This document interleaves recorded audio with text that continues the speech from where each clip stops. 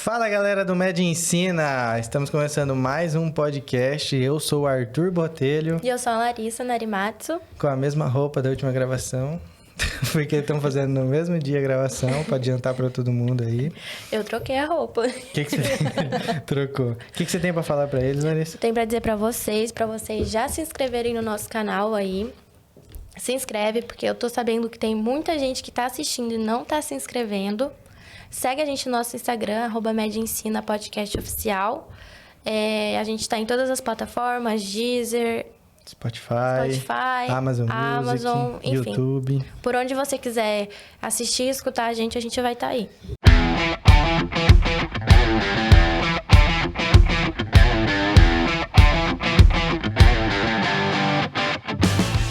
E hoje a gente tem uma convidada muito especial, né? Doutora Thaís, cardiologista, tá aqui hoje com a gente. E vai falar um pouquinho pra gente que nem gosta de cardiologia, Quase né? A gente é um pouco suspeito pra falar, né? Dessa jornada que é a cardiologia. E a medicina, né? Seja muito bem-vinda, doutora. Muito obrigado por aceitar o convite. Bem-vinda, doutora. Muito obrigada a vocês. Obrigada a vocês pelo convite. Com certeza é uma honra estar aqui com vocês que estão na luta. E a gente conseguir se espelhar de volta, né? E ver como que Passar uma experiência para eles, essa experiência. Doutora, a gente espera que você fique o mais à vontade possível. Tô tentando não ficar tão nervosa. Galera, estamos todo mundo aqui. Ninguém tá muito familiarizado com as câmeras. A gente tenta passar isso aqui para vocês, mas realmente pega... É um nicho totalmente diferente, né? Tanto eu como estudante, como a doutora também, que não ela sabe cardiologia, entendeu? É isso que ela sabe. Ela não tá acostumada a mexer com câmera, até com a gente também. Não tinha essa grade na faculdade. Não tinha na faculdade essa matéria. Tá precisando ter ultimamente. Não estava acostumado. E aí a gente vai tentar passar o máximo para vocês, que seja da especialidade dela e um pouco da experiência dela como formada, né, doutora? Isso aí. Doutora, quanto tempo já faz que você é cardiologista? Eita, eu sou cardiologista, eu formei em 2020. Março de 2021. Não. Março de 2020. Março de 2020. E eu, na realidade, eu fiz residência médica de cardiologia 2018 e 2019, né? Então, terminei em março de 2020. E eu continuei com a subespecialidade em 2020, terminei em março de 2021. É isso. E aí, você entrou na faculdade já sabendo que queria cardiologia ou não? Não. Entrei na faculdade, eu lembro assim que não tinha muita noção de especialidade, né? Realmente eu não tinha muita noção. Eu nunca fui uma pessoa que teve uma... Às vezes uma pessoa tem uma afinidade ou outra por alguma especialidade por conta de alguma experiência, né? Uhum. Que a mãe foi doente ou que a própria pessoa foi doente, enfim. Eu não tinha isso, mas era aquela coisa assim, você vai fazer medicina, vai fazer cirurgia plástica, você vai ser dermatologista. Então, no início não tinha muito um feeling com muita coisa, não. Uhum. Aí, na realidade, sim, o que eu decidi ser cardiologista mesmo, para falar bem a verdade, foi no segundo ano da clínica médica, da residência de clínica médica. Eu fui decidir mesmo só isso. Você tem uma residência antes? Antes de cardiologia, sim. Tem que fazer clínica médica, Tem que fazer clínica Quanto tempo é de clínica médica? São 2 anos. 2 anos de clínica médica. E cardio são? 2 anos. 2 anos. 2 anos. Uhum. No Brasil são 2 anos de clínica e 2 anos de cardiologia. E você fez, tipo assim, o que te levou a fazer medicina? Sempre foi um sonho seu ou você desenvolveu isso depois? Não. Acho que foi algo que foi desenvolvido ao longo do tempo mesmo. Não era uma certeza. Uhum. Vamos lá. Meus pais sempre trabalharam com medicamento. Minha mãe é farmacêutica, meu pai trabalha com farmácia. Então, minha vida inteira, isso sim, meus pais se conheceram dentro de uma farmácia. Então, minha vida inteira foi... Exatamente. Minha vida inteira foi, então, em torno dessa questão da saúde, de medicamento, enfim. Meu pai ensinava a gente a falar os remédios, as fórmulas, né? Eu lembro dele me ensinando a falar a fórmula de dipirona, que tinha isometepteno, enfim. E aí, na realidade... Será que eu deveria saber isso? Não. Tô brincando. Não. Vai ter fármaco só agora. Foi ao longo do tempo, quando a gente foi chegando já no final, aquela pressão de terceiro ano, né? Uhum. Que a minha irmã, na realidade, minha irmã é um ano mais velha que eu. ela decidiu fazer medicina, porque ela tinha uma postura um pouco mais de direito, assim, sabe? Ela era muito mandona, né? Então, todo mundo falava, essa daí vai ser juíza, essa vai ser advogada. Mas, no fim das contas, não. Ela quis fazer medicina. E meu pai gostou da ideia, né? Até por conta da história do mercado financeiro, do mercado de trabalho, né? E meu pai falou, então, você vai fazer também? Eu falei, pois é. Na realidade, eu não sabia o que queria, né? E aí, minha irmã começou a fazer medicina, começou a me passar o que ela estava vivendo.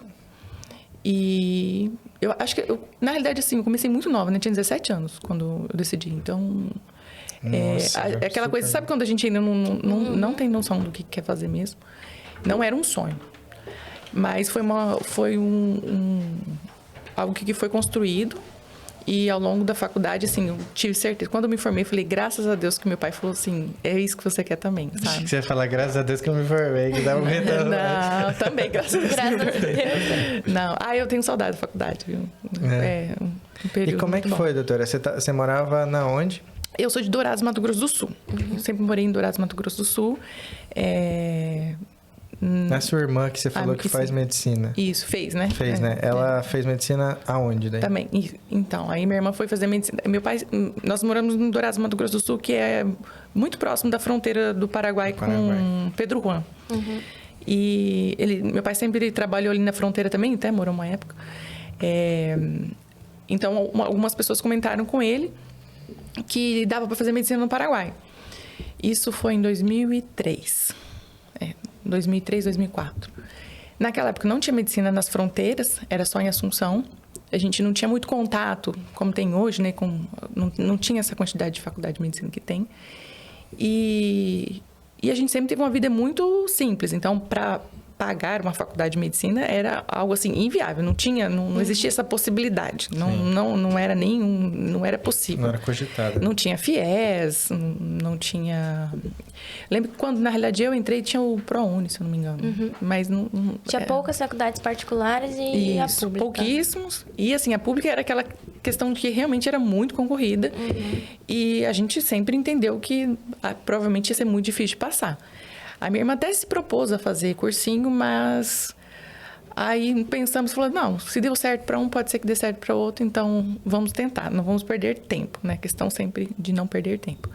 Então, minha irmã ela quis ir para Assunção, meu pai levou ela para Assunção quando ela tinha 17 anos. Nossa. E assim fui eu também no próximo ano, porque nós duas temos um ano de diferença, né? Nossa, é muito distante Assunção. Isso, é muito distante. De logo de início, imagina, você já chegar, não conhece nada do Paraguai. E aqui a fronteira já é difícil, imagina lá, Da nossa cidade, na realidade, meu pai sempre foi muito viajante, assim. Então, para ele não tinha dificuldade nenhuma de ficar levando e trazendo a gente. Ele amava fazer isso, ama até hoje fazer isso, sabe? E, na realidade, assim, de Pedro Juan, a gente pegava um ônibus à noite e chegava lá de manhã. A gente dormia, um ônibus muito bom, leito. Então, a gente dormia a noite inteira. Então, a gente não sentia essa viagem quando precisava ir, enfim. Mas dá umas 4, 5 horas de viagem, dependendo. Né? É 600 quilômetros, não é? De lá, da minha fronteira lá de Dourados, é mais ou menos isso. Daqui é um pouco menos. E aí você começou lá e terminou lá? Eu comecei a faculdade em 2006, na Uninorte, de Assunção, e terminei em 2011, lá em Assunção. Isso mesmo. Terminei e fui seguindo, toda a minha vida foi seguindo os caminhos que a minha irmã já tinha traçando. Assim, minha irmã é uma pessoa muito especial. Não só por ser minha irmã, mas assim, ela me deu o norte em tudo na vida. Sua bússola. Até na busca do marido. Porque eu sou casada com o irmão do marido dela. Que legal! Isso é parceria, hein, cara? Exatamente. Então, eu terminei a faculdade em 2011. Já tinha uma empresa na minha cidade que era o Revalmédio. Não sei nem se existe ainda. Que o dono da empresa, ele trabalhava com isso desde quando o filho dele fez medicina na Bolívia. Então, ele deu todo o norte, era uma empresa que precisava serviço, né? Mas ele, olha, tinha lá toda uma documentação, você vai sentar, estudar, vai fazer o medicurso. Na época, o medicurso era muito forte. Não tinha outros cursos, era só medicurso. E ele já era caro assim, porque hoje em dia... Então, eu lembro que a minha irmã, quando fez, se eu não me engano, eram uns R$500, 500 e alguma coisa. Aí, quando eu comecei no ano seguinte, era 600. Eu fiz 3 anos seguidos de médio curso, fui alternando. Eu parei com 800 e alguma coisa, não sei quanto tá agora. Não, passou disso aí. Passou disso aí. Tá muito longe disso. Eu tenho um irmão mais novo que fez, deve ter pago mais de R$1.000. Né? Vai estar muito longe disso. Enfim, então eu já sabia o caminho das pedras, que era sentar, estudar 8 horas por dia no mínimo. Eu não tinha nada para fazer, então sentar, bom dia, estudar. Enfim, eu fiquei 2012 inteiro estudando, fazendo médio curso, fiz o médio curso mesmo. Fiz 2 provas, a prova da UFMT e o Revalida. E eu não passei. Aí foi um choque, porque na realidade a minha irmã tinha feito e tinha passado. E meu marido tinha feito uma vez só a prova da UFMT e passou. E meu marido nem Revalida não fez, nem médio curso não fez. Não fez a Revalida, fez só a prova da UFMT. Então, quando eu não passei, foi assim, meu Deus. A pressão também, né? Mas, enfim, eu acho que tudo tem um porquê. Né? Eu acredito muito em Deus e eu acho que tem um motivo para... Sim, eu acho que também, tipo, tudo no lugar certo, na hora certa. O ideal é sempre essa, né? Tipo, às vezes terminar e já passar, mas às vezes não é sempre assim. E no ano seguinte, eu tinha uma melhor amiga, tenho uma melhor amiga até hoje, que tinha feito a faculdade comigo, fez as provas de revalidação comigo em 2012 e ela passou. Ela passou na prova da UFMG. Era uma prova que não era tão feita, porque ela era um pouco mais cara. Assim, no total, ela nem era tão mais cara. Mas de início, você tinha que pagar... Era muito caro fazer a prova. A questão de documentação. Eles exigiam um pouco mais de documentos que ficavam muito mais caros. Sim. Enfim. E a minha mãe, na época, não achou necessário fazer essa prova, porque ela falou assim, sua irmã passou, você vai passar também. Né? Aí, no ano seguinte, eu falei, mãe, eu quero fazer essa prova também, né? E era uma prova muito boa de fazer, a prova da UFMG. Enfim, aí eu fiz a prova da UFMG, da UFMT e do Revalida. E aí eu passei no Revalida. Eu não passei na UFMT e na UFMG eu cheguei a passar da primeira fase, mas eu já tinha passado no Revalida e... Daí você nem fez a segunda. Não segui adiante. Eu também não ia. Doutora, como é que funciona essa parte assim? Tipo, tem a prova do Revalida e essas outras provas da própria faculdade? Isso. É porque, assim, o Revalida é um sistema unificado de prova. É como se fosse o Enem, né? Mas de revalidação de diploma. É lei, toda faculdade pública tem que ter um processo de revalidação de diploma. Não sei se toda faculdade pública ou todas as faculdades, enfim. Seja ela privada ou não. Mas precisa ter um processo de revalidação. O que eles fizeram? Eles unificaram as provas. Então, fizeram um processo só de exame. Sim. Que hoje em dia, antigamente começou com um anual, hoje em dia eu acho que parece que está tendo 2 vezes ao ano. E a faculdade tem a opção de se aderir ou não ao exame do Revalida. Então, na época, não sei, eu acho que até hoje a UFMT não faz parte do Revalida. Não, é separado mesmo. É separado. E algumas outras faculdades também. Mas, assim, tem algumas faculdades que são muito difíceis de passar, enfim. Não sei porque a UFMT não quis, mas foi a UFMT que meu marido e minha irmã passaram. Doutora, eu já ouvi falar também das federais, tipo o FPR. Isso, eu também acho que na época tinha, não me lembro. Tem essas bem. Também, né? Mas aí a prova que a própria universidade faz? Isso, será? A prova deles, eles mesmos que elaboram. Que elaboram isso. Entendi. Eles mesmos que elaboram. Porque daí, no caso, quem elabora a prova do Revalida é o pessoal do INEP, né? E eles que, por exemplo, a faculdade que diz quanto é nota de corte, se é prática, se é teórica, enfim, eles que mandam. Né? Mas normalmente né? Tem a parte teórica e depois a prática. Isso. Eu achava a prova da UFMT muito difícil, eu fiz 2 vezes. Até hoje eles falam a mesma coisa, eu escuto a mesma coisa. Nossa, era assim, muito... Agora, a prova da UFMG eu gostei muito de fazer. Eu achei bem justa, assim, Não tão cansativa como o Revalida. Não sei se tá assim até hoje, mas a prova do Revalida era muito cansativa. Eram casos clínicos gigantes. Enfim, não... Ainda nunca fiz, mas... Vai chegar a nossa hora. Vai chegar. Doutora, e aí essa parte de fazer as provas? Porque eles falam... Tem também o negócio da documentação, né? Porque quando você forma no Paraguai, você tem que fazer todo um trâmite com a documentação. Como é que funciona esse trâmite? O que você tem que fazer? Você tem que... Eita, faz tanto tempo. Não sei se eu vou lembrar, hein? Eu formei em 2011. Já tem... tempo, né? 12 anos. Já tem 12 anos. Deixa eu tentar lembrar. É todo um processo. Você pega o diploma da faculdade, que demora para sair, né? Enfim, acho que eu formei em 2011, dezembro de 2011, acho que eles me entregaram o diploma em março, abril, por aí. Você tem que levar para reconhecer no Ministério da Educação do Paraguai. É o tal do MEC, né? Do MEC deles, isso. Tem que levar lá. De lá, você vai levar no Ministério de Relações Exteriores para ser reconhecido. Não tenho certeza das coisas que eu tô falando, mas tô tentando lembrar. Depois de lá, você leva para o consulado do Brasil, que fica no Paraguai, né? Para eles reconhecerem todas essas assinaturas.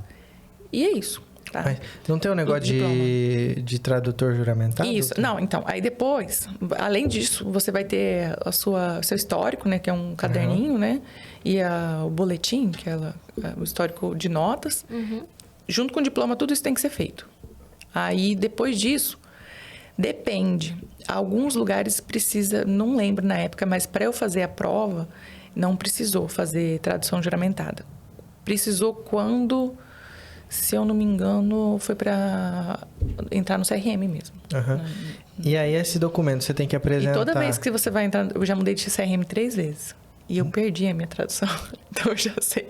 Toda vez que você for dar entrada no CRM, você tem que entregar a tradução juramentada. Porque o meu primeiro CRM foi do Mato Grosso do Sul, onde eu morava. Depois eu fui para o Rio.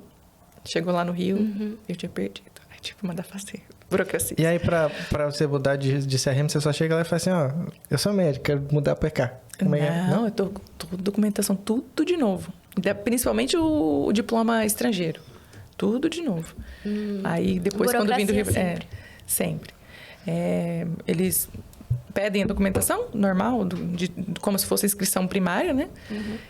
E aí, eles mandam um e-mail... No Brasil também é assim, enfim. Mas eles mandam um e-mail para a faculdade confirmar que você se formou lá. Para passar livro, apostila, folha, aquelas coisas todas que tem de registro de diploma, entendeu? E daí, logo que você revalidou, aí você... Aí eu revalidei em 2013, só que no meu processo de revalidação eu engravidei.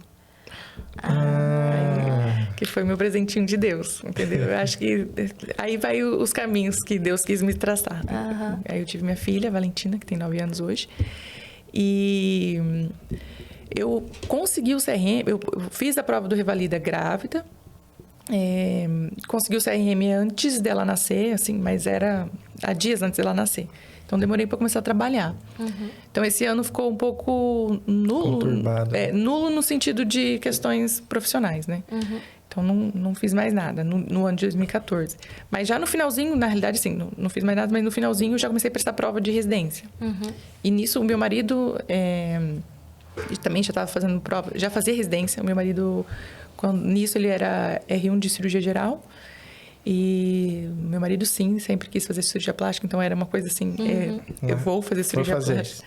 E para fazer a plástica, tem que fazer a geral antes. Isso. Ele fez 2 anos de cirurgia geral. E ele tinha uma grande vontade. E aí foi aí também que Deus coloca a gente na nossa vida, não é à toa. Colocou meu marido para me levar também, uma das coisas para me levar para frente, adiante. Que hoje eu falo assim, não sei se dependesse só de mim, eu estaria onde eu estou, né? Sim. Se fosse ele puxando minha mãozinha. E ele sempre quis fazer residência no Rio. Era uma vontade dele antes de fazer medicina, praticamente. Ele sempre soube que queria fazer cirurgia plástica e sempre soube que queria fazer no Rio de Janeiro. Enfim. Decididaço, hein? Sim, exatamente assim. Aí ele começou a terminar a residência de cirurgia geral, então já no final ele já começou a fazer as provas de residência e eu comecei junto com ele. Aí nesse primeiro ano, acho que por algumas ignorâncias pode ser que nesse ano eu teria passado, mas assim, algumas coisas de não ler edital, aí eu não passei. Enfim. Eu não sou muito fã de ler edital do verão. Não, na realidade sim, porque eu estava acostumada a entender que a residência era assim, você... Em todos os lugares, mas nem tudo é igual na vida, né? Em todos os lugares era assim, sair uma classificação, vai entrar quem tá classificado. E no Rio de Janeiro não é assim, né? Tem 2 provas muito grandes, que é a prova do SES, que é o sistema estadual, e tem as provas da Fundação João Goulart, que é as provas dos hospitais municipais. E sai uma classificação Só que não direto, assim, como eu posso dizer? A classificação final. Final. Não, então, sai lá, por exemplo, eu fiz para clínica médica, isso que eu sempre soube que eu queria fazer, eu sempre quis fazer residência das áreas clínicas, né? Nunca quis fazer nada de cirurgia, nunca quis ficar dentro do centro cirúrgico, sempre passava mal dentro do centro cirúrgico. E não tinha muito conhecimento das outras especialidades. E, enfim... quando eu fui fazer residência de clínica médica, por exemplo, eu fiquei, nem lembro, 57 lugares, tinha 40 vagas. A lista roda e é um leilão. É um dia lá que eles escolhem, um dia e hora lá que eles escolhem e começam a distribuir as vagas dos hospitais, porque é uma prova unificada também. Então, são várias vagas de vários hospitais. Então, por exemplo... Tinha 8 vagas no Hospital Lourenço Jorge, 8 vagas no Hospital Miguel Couto. E quem tá lá na hora, pega a vaga. E se você não estiver na hora, você não pega a vaga. E aí, eu não sei, eu não fui nisso. Eu não sabia que era assim. Eu não fui nesse dia desse leilão. E na época, era muito em cima da hora de começar a residência. A residência sempre começa em março, né? Na primeira semana de março. E o resultado sempre sai no último dia na última semana de fevereiro. E o leilão é assim, 2, 3 dias antes que eles falam leilão, né? De começar a residência. Então, não sei, eu falei, eu não devo entrar. Aí, hoje em dia, eu fico pensando, será que eu não teria entrado? Porque a lista roda, nossa, vai até... E tem segunda, terceira, quarta chamada, enfim. Enfim, tem que tentar, né? Tem que tentar. E nesse primeiro ano, eu não passei. E, além de tudo, teve uma prova que eu fui para o Rio de Janeiro e não paguei o boleto. Esqueci de pagar o boleto. Eu já fiz dessa quando eu fazia o vestibular. Fiz a prova, me inscrevi. Pegou o hotel, pegou... Tudo. Foi a minha família inteira. Porque tinha bebê, né? Então, meu marido foi fazer a prova dele e eu fui fazer isso. Ele tinha pago o boleto dele e eu fiz... Era a prova da UFRJ, do fundão. E... Aí organizamos para Valentina ir junto. Era bebezinha, né? E meus pais foram juntos. Chegou lá na hora... Fui procurar o ensalamento, né? Não chegava nunca. Quando eu fui ver, não tinha pago. Coisa de mãe. Que situação. Aí, enfim, eu tinha feito essas 2 provas. Aí, no fim das contas, fiz a SES e do João Goulart. E aí, não passei. Fiquei 1 ano trabalhando. Que, na realidade, em 2014, eu já comecei a trabalhar em posto de saúde. Quando a minha bebê já tinha nascido, ela tinha... uns 3 meses e meio, 4 meses, eu comecei a trabalhar já em posto de saúde, na cidade que eu morava em Campo Grande, nessa época que meu marido fazia residência de cirurgia geral lá. E aí, em 2015, voltei para minha cidade, meu marido tinha terminado a residência dele, não tinha passado também em cirurgia plástica, e a gente decidiu voltar para a cidade dos meus pais para as coisas facilitarem. E também com a criança, né? Isso, diferente. Enfim, aí em 2015 eu passei o ano todo trabalhando também em posto de saúde, e estudando. Aí essa foi a terceira vez que eu comecei a fazer médico. Foi o médico que eu fazia. Aí, cliente fiel, né? Cliente fiel. Mas é muito bom, né? Tem um cupom de desconto lá no Doutora Thaís. Cupom de desconto, Doutora Thaís. Exatamente. E tem uma coisa que eu recomendo para todo mundo, não só para fazer prova, mas para a vida, assim, sabe? O jeito que eles ensinam é diferenciado, muito, muito diferente. Assim, fez muita diferença na minha vida médica, não só de questões de prova, também de prova, porque eles são sensacionais para ajudar você a saber fazer uma prova, né? Não adianta ser inteligente, tem que saber fazer prova. Sim, você se perde. E aí, em 2015, eu fiz de novo a prova do João Goulart e da SES. E aí, eu passei na prova da João Goulart. Eu entrei para fazer residência no Hospital Municipal Lourenço Jorge, na Barra. É que residência é igual a gente sempre fala aqui no negócio, né? O vestibular já é um concorrido. É um monte de gente que às vezes quer fazer medicina, às vezes não quer. Às vezes é a pessoa que está super ali. Aí na hora de fazer a residência, só o cara que já decidido que está ali faz muito tempo. Né? Não está testando uma área. Não, vou fazer prova de residência para pediatria, para clínica médica, para cirurgia geral e vou ver o que dá. Não é assim. Haja dinheiro, né? Porque são caras as então, provas, justamente, né? Isso. Acredito que eu não tenha feito mais provas por conta disso, porque era muito caro, né? Porque você tem que pagar passagem de avião para ir até o lugar, porque na minha cidade não tinha. Na verdade, sim, na minha cidade até tinha tem a UFGD, eu passei lá, eu me inscrevi lá, porque Foi lá que eu perdi minha tradução juramentada, porque eu deixei a original lá. Porque eu me inscrevi na residência. Volta lá, vai que tá lá. Já tentei. Aí, e lá é cedo. Só que no Rio era muito demorada. A prova da Jungular era só no final de fevereiro. Até você decidir, eu falei, vou segurar essa vaga aqui de Dourados, né? E no fim das contas me chamaram. Não nem lembrei de pegar o documento de volta. E é muito dinheiro. Passagem, hotel, as provas são caríssimas. Em si é caro. Tem prova de R$800, R$900. A SES não, a SES eu não sei hoje em dia, não vou lembrar, mas se eu não me engano a SES, numa época que meu marido fez, era R$16. 30 e poucos reais. Nossa. Isso. R$16. Não compra nem sorvete de hoje. Isso, exatamente. Isso muitos anos atrás, né? R$16 valia R$600. Mas assim, as provas da UFRJ, da UERJ, são caras. Assim, se você juntar tudo, vai um dinheirão. E você tem que se direcionar, né? Pra onde você quer fazer. Mas assim, um conselho que eu dou para quem realmente quer passar na residência, não quer perder tempo, faça todas as provas que você puder. Faça todas as provas que você puder, porque às vezes num dia você tá bem, no outro, que você tá fazendo uma prova, no outro dia você não tá. E é aquele dia que você pode ter perdido, entendeu? Psicológico conta muito, né? E também sempre focar numa cidade só. Porque são sempre as mesmas pessoas. Então, as listas rodam entre elas ali, entendeu? Por exemplo, no Rio de Janeiro tem muita faculdade, tem muita universidade, hospital, escola, muitas opções de fazer residência médica, né? Por exemplo, tem o UERJ, o UFRJ, UF, tem o SES, que são todos os hospitais estaduais. Não sei nem contar, mas mais de 8. Né? Os hospitais federais estaduais e federais. Tem os hospitais municipais, tem os hospitais particulares. Então, é muita vaga e geralmente são as mesmas pessoas que estão ali fazendo a prova. Então, as listas vão rodando. Não que você não vai ficar no primeiro lugar, mas a lista vai rodar e você vai ser chamado em algum momento, entendeu? Assim, tô falando do Rio, que é a experiência que eu tenho. Sim. Mas isso é a mesma coisa em São Paulo. As duas residências você fez no Rio? No Rio. As duas residências. As 3 residências. Eu fiz 3 residências. 3 residências? Eu fiz 3 residências. As 3 residências. A terceira é o quê? A minha área de atuação em cardiologia, que é ergometria. É residência médica. É uma residência? É uma residência médica. Quanto tempo é essa? Foi 1 ano. Eu não sabia que era uma residência. É uma residência. Eu ganhei bolsa do MEC. Que legal. É residência médica. Eu tenho RQE de residência médica em ergometria. Quantas residências um médico pode fazer? Olha, me falaram que são 3. Não então sei você se já estourou, já não decide outra coisa. Justamente, quando eu entrei na última, eu falei assim, é a última possibilidade que eu não posso fazer mais. Não sei se realmente é isso. Parece que são 3 residências médicas até o máximo que o MEC pode pagar o Conselho Nacional de Residência Médica pode te pagar uma residência. Agora, se você quiser fazer um fellow, alguma outra coisa, aí é indiferente. Explica pra galera o que é fellow.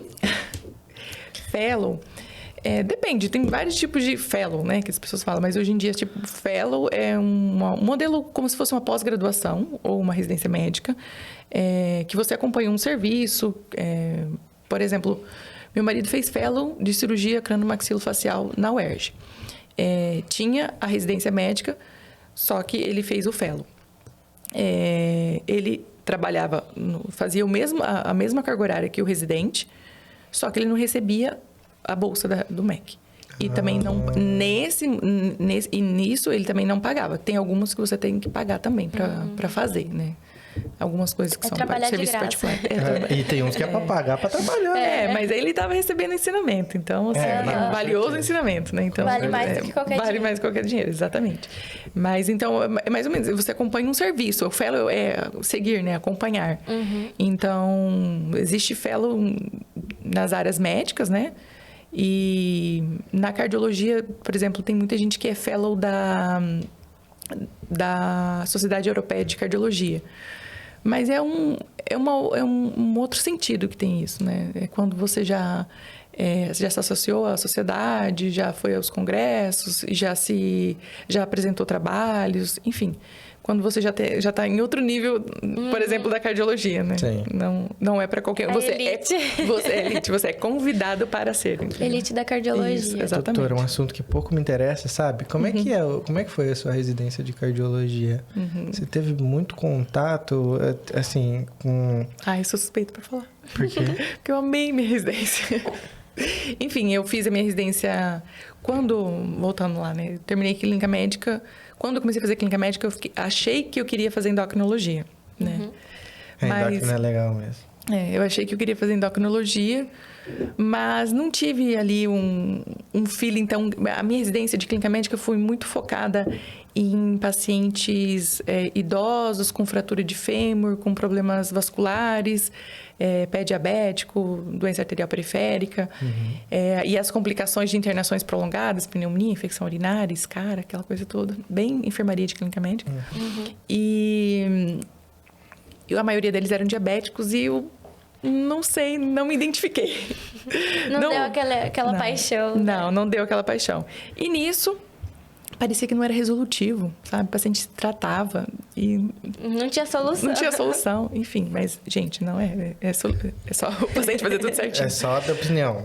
Opinião. E nisso eu também trabalhei muito no Rio para me sustentar a família, fazia muito plantão. E foi a hora que eu tive muito contato com a questão de cardiologia, né? Eu dava plantão na UPA da Barra.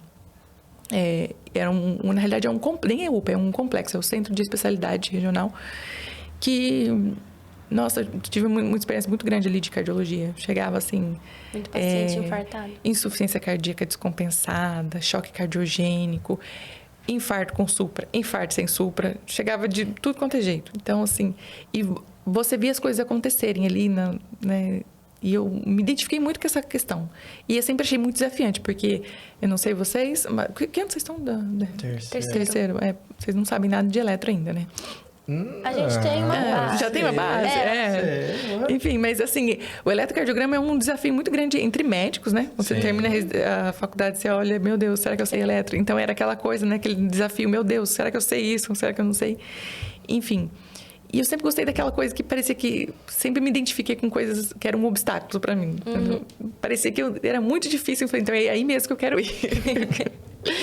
Então, gostei muito. Me apaixonei pela cardiologia. Eu tinha um amigo que ensinava eletro. Ele foi meu colega de residência. E ensinava eletro como ninguém, assim. Ele fez um curso do médico-curso de eletrocardiograma antes de chegar... Fã de carteirinha do médico-curso. Exatamente. E me apaixonei pela cardiologia aí. Já no segundo ano da residência de clínica médica que eu decidi fazer cardiologia. No Rio tem vários centros de referência de cardiologia. Um deles é o Instituto Nacional de Cardiologia, que é o maior centro ali do Rio de Janeiro de cardiologia. E tem o Procardíaco, que é onde eu fiz a residência, que é um hospital particular. E também é uma referência até nacional em questão de cardiologia. Nunca imaginei, achei que não ia dar certo.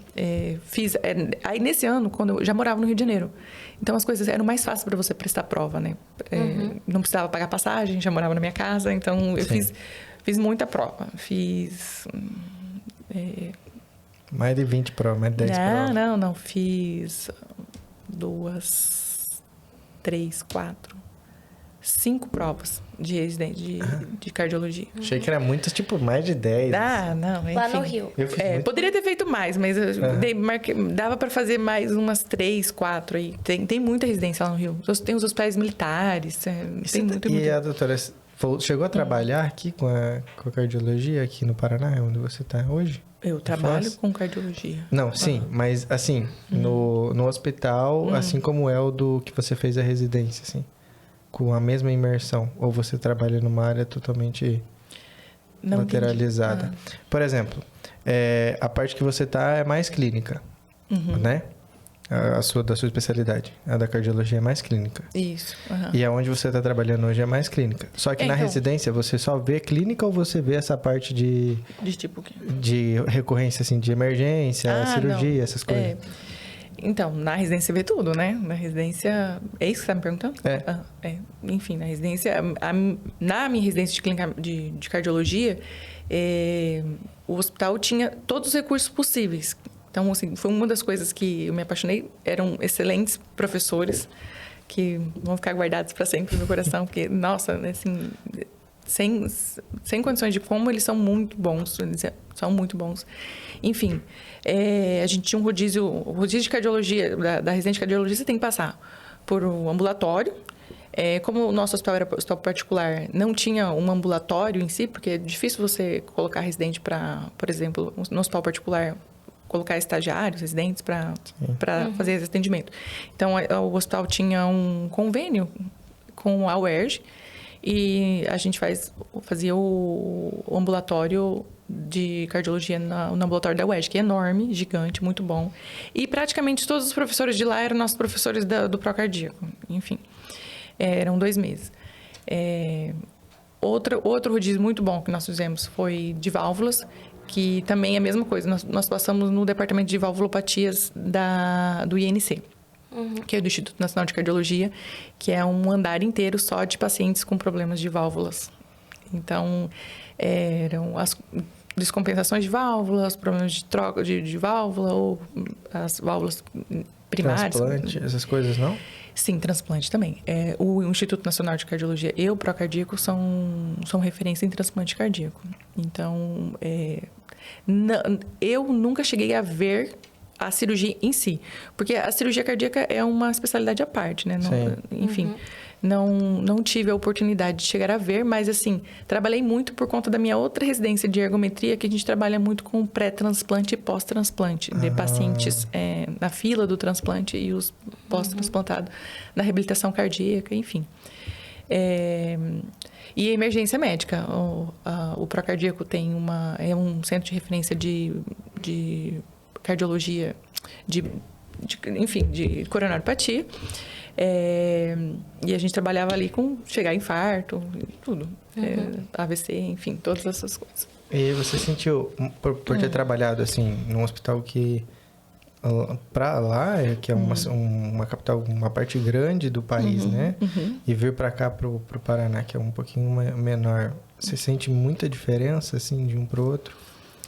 Assim, em questões de condutas com o paciente, não tanto. Mas o que você tem disponível, sim. De estrutura, De estrutura, né? Então, tem algumas coisas que aqui, por exemplo, não no Paraná, mas em Foz do Iguaçu em si, que ainda não chegou, mas em breve irá chegar, se Deus quiser. Que tem. Não é questão de não querer, é questão de... Ainda não deu certo. Mas, por exemplo, eu fiz uma área de atuação que é a ergometria, né? E dentro da ergometria, a gente... Não é só o teste ergométrico, né? As pessoas... você fez residência... Ergometria você fez no Rio ou já... No Rio, no Instituto Nacional de Cardiologia. Aí a minha residência de ergometria foi no Instituto. E aí todo mundo fala, você fez residência de ergometria para fazer teste ergométrico. Não é só isso, né? Assim, não me arrependo de nenhuma forma de ter feito 1 ano a mais, né? Praticamente, de cardiologia, porque é pura cardiologia. E a gente vê teste ergométrico, que é um exame, um dos principais exames que tem da cardiologia, que é pedido de rotina nos consultórios. Que é aquele da esteira. Aquele da esteira, aquele exame da esteira. Os fiozinhos e a esteira. Isso, o eletrocardiograma, e você é monitorizado durante o seu esforço. Além disso, era o teste cardiopulmonar. O teste cardiopulmonar é um exame que é complementar à ergometria. Ele veio aí para dar uma modernizada na ergometria, que também não é um exame novo, é de anos atrás, enfim, mas só que é difícil de interpretação médica. Acho que falta muito ainda na faculdade um pouquinho de fisiologia do exercício para a gente conseguir entender, porque é um pouco mais difícil. Então, ele não é pedido de rotina, não é em todo lugar que tem. Aqui em Foz do Iguaçu, são poucas pessoas que têm. Eu acho que eu e o outro colega. E a gente vê também a questão de reabilitação cardíaca, cardiologia do exercício. Então, assim, aqueles pacientes que são doentes e precisam e devem fazer atividade física. Supervisionado, monitorizado. Isso aqui, por exemplo, em Foz do Iguaçu não tem reabilitação cardíaca nessa modalidade. E é uma coisa que a gente está tentando trazer para cá. Que era o que a gente conversou, que era a fisioterapia, né, do coração. Isso. A reabilitação cardíaca, ela é... O que é a reabilitação cardíaca? Ela é uma ponte entre a doença do paciente, principalmente a aguda, até a estabilidade dele, da sua vida, botar o paciente voltar ao cotidiano, às suas atividades da vida diária. Mas, para isso, a gente precisa ter uma segurança, né? Então, por exemplo, um paciente faz uma cirurgia cardíaca. Tem muita gente que fala, não pode, tem que manter repouso. Não, de jeito nenhum. Dentro de todos os protocolos, uma das prescrições que precisa ser feita é o exercício físico e reabilitação cardíaca. Porque é o músculo, né? É uma ideia errada que muita gente tem, né? Enfim. E aí o paciente precisa fazer atividade física, mas você também não consegue deixar o paciente ir embora para casa e entrar numa academia e fazer uma atividade física, né? Correr uma maratona. Correr uma limite, maratona. né? Então, hoje em dia existe aí uma academia, vamos supor, bem na prática mesmo, uma academia onde o paciente é monitorizado, supervisionado por médico, enfermeiro, fisioterapeuta, educador físico. Enfim. Esse é o ideal, né? Esse é o ideal, no mundo ideal. No mundo ideal, exatamente, é isso aí. Você chega lá, o cara tá tudo torto. Enfim. Tá vendo, pai? Você não pode andar Campo Mourão inteiro a pé, tá vendo? Não é bem assim. Ó, pai. Tô brincando, Pai de Arthur, não é bem assim.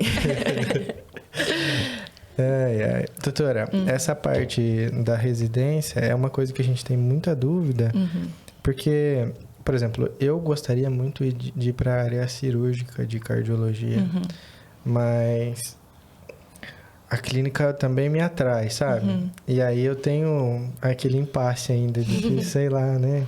Mas sabe quem que pode ser um meio clínico, um meio cirurgião? O hemodinamicista, né? Porque tem esse também, né? Que é o que faz catéter e... Isso, faz o cateterismo, faz as angioplastias, coloca lá os dispositivos que são percutâneos, então...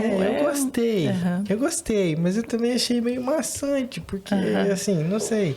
É que, no meu ponto de vista, não sei se eu gostaria de fazer sempre cateterismo e angioplastia. Mas não é só isso não, ixi, tem muita coisa. Mas aparece, né?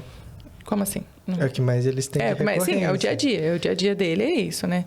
Então. O dia a dia dele é cateterismo e angioplastia. Mas assim, hoje em dia você tem ali... troca de válvula aórtica percutânea. Intervencionista. Opa. Hoje em dia você tem troca de válvula mitral, o mitraclip, enfim, um plaster, fechamento de CIA, como você consegue fazer por via percutânea. E aí, galera que é cardiologista, que é intervencionista aí, ó, pode me chamar para assistir que eu quero, para conhecer. Mas a cirurgia cardíaca também é algo que... Aí a cirurgia cardíaca não é cardiologia, né? Como eu falei, você tem que fazer... Acho que você faz cirurgia geral e faz cardiologia. E faz cirurgia cardíaca. Ou direto. Na realidade, eu acho que hoje em dia é direto. Tórax, né? Que é a cardiotorácica. Cirurgia torácica, E daí tem mais uma outra, que é a cardiovascular. Tem o de cirurgia, que é o de cardiovascular também. Não, então, para você fazer cirurgia cardíaca, você precisa ser cirurgião cardíaco. Então, a residência é de cirurgia cardíaca, só isso. Aí o cirurgião torácico não faz cirurgia cardíaca. É direto, então. É direto. Ele faz, o torácico faz pulmão, né? Também. Cirurgia torácico é cirurgias pulmonares. E o do... Aí, como é que é, então? O torácico é o do tórax, do pulmão. Isso.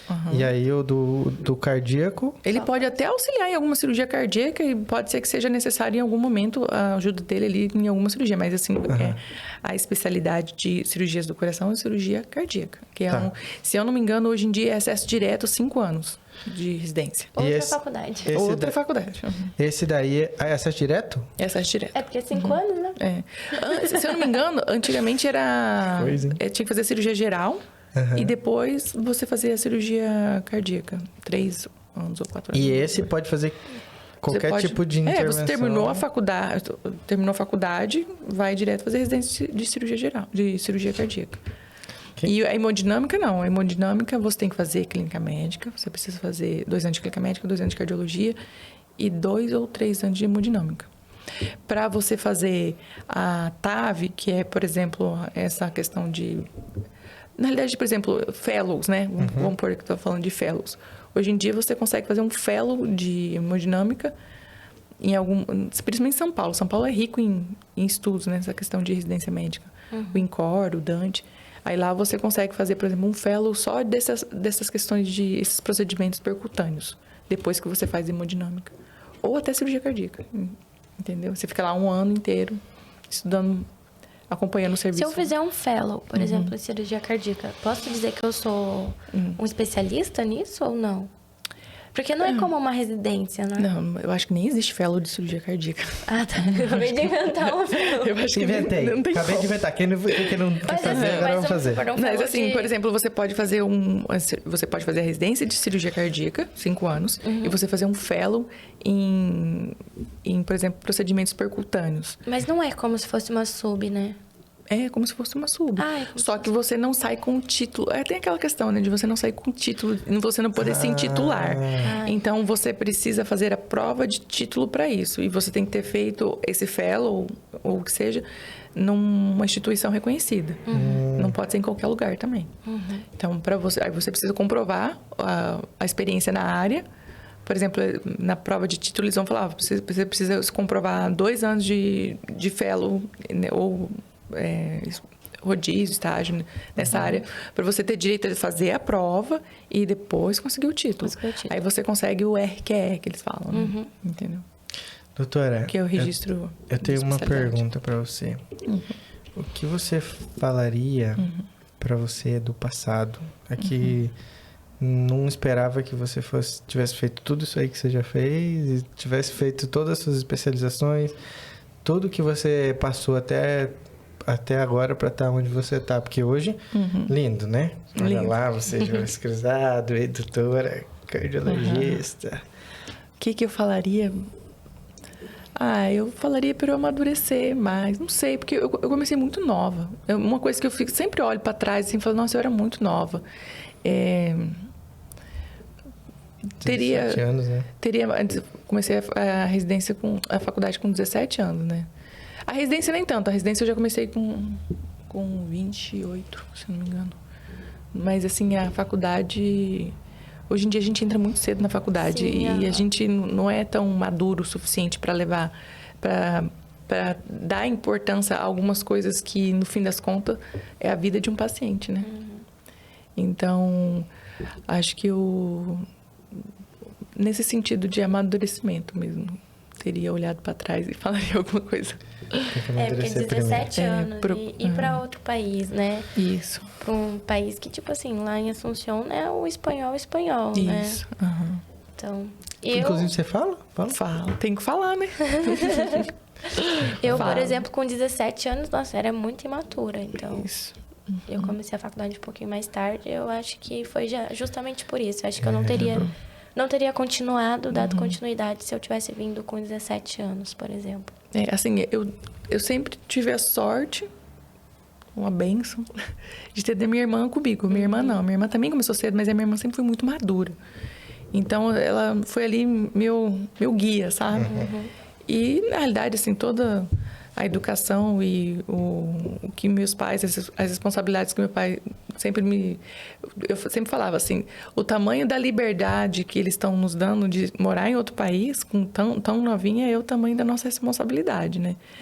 Então, sempre soube das consequências, mas eu falo assim, mais da importância daquilo, assim, quando eu fazia médio curso, eu falava, nossa, mas por que eu não prestei atenção nisso na faculdade? Porque parecia tão difícil na faculdade, e agora, do jeito que ele explica, eu não sei se pode ter sido a dificuldade de ensino ou de compreensão lá, ou a imaturidade de não ter dado tanta importância, entendeu? Tem isso também. Tem isso. Doutora, queria agradecer. A gente poderia ficar aqui mais 900 já? horas. Já. Muito obrigada, doutora, por você ter vocês. vindo, ter aceitado o nosso convite. É um prazer. A gente fica muito feliz e espera que todo mundo que tenha assistido tirou um pouquinho das dúvidas. Espero que tenha sanado um pouquinho das dúvidas, né? A gente focou bastante na cardiologia, que é um assunto que estava todo mundo esperando bastante. Eu tava esperando bastante. Estou à disposição aí para, se ficou alguma dúvida, se quiserem me perguntar, tô... Quem quiser seguir a doutora no Instagram, faz assim, ó, tá aparecendo aqui, faz assim, tá aparecendo aqui. O Instagram da doutora, segue a doutora aí no Ainda não Instagram. consigo me soltar tanto lá no meu Instagram. Mas eles podem mandar direct. Isso, manda direct, enfim, mas acho que tem alguns assuntos da cardiologia que é difícil você conversar no Instagram, mas enfim, tô tentando. É isso, gente. Segue aí, segue a gente no Instagram. Segue aí nosso Instagram, @MedEncinaPodcastOficial. Se você ainda não se inscreveu, se inscreve no nosso canal. Deixa aí nos comentários assuntos que vocês querem ver aqui no Pod. E é isso. Segue o Arthur no Instagram dele. Segue eu, pra ficar famoso. Ele quer ficar famoso. quer Segue ficar eu famoso também. Precisa terminar a faculdade famosa. Será? Será? É isso, pessoal. Obrigada por participarem, assistirem mais esse episódio, que foi um episódio muito especial pra gente, né? Pra falar de cardiologia. Pra mim, principalmente, pra Larissa, né? A gente já tá na liga de cardio, então estamos animadinhos. E é isso. E lembrando que o que você não sabe, O Med ensina.